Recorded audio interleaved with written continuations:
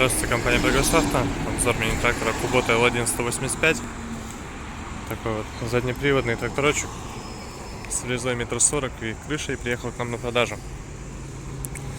Несмотря на то, что привода полного у нас нет,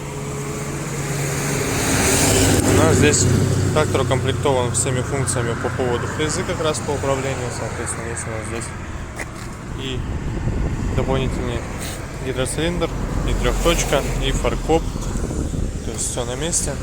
Есть также и достаточно богатое распределение по передачам. То есть у нас 4 передачи на основной коробке передач, реверс и 4 раздаточных передачи. Поэтому, опять же, максимально комфортно и удобно можно его использовать.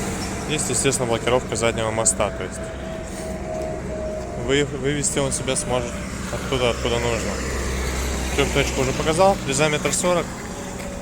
По ножам, ну, износ, конечно, есть, не поспорить. К сожалению, ножи не новые, но тем не менее ходить еще будут.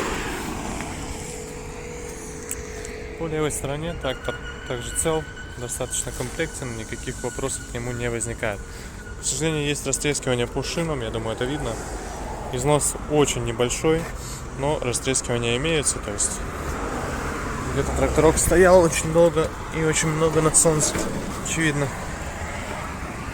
По наработке у нас 311 часов, что в принципе, наверное, совпадает с реальностью, потому что очень симпатично работает трактор, но запуская, видим, что тахометр не работает, значит в какой-то момент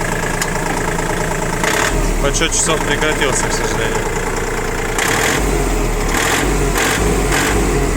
Тем не менее, работает трактор прямо-таки отменно. Поэтому отлично по работе, вопросов мотора никаких нет. Естественно, гидравлика также все функционирует, наклон, гидравлика, то есть здесь никаких, опять же, вопросов. Напомню, Kubota L1-185, компания Progress Auto. Приезжайте, всего доброго.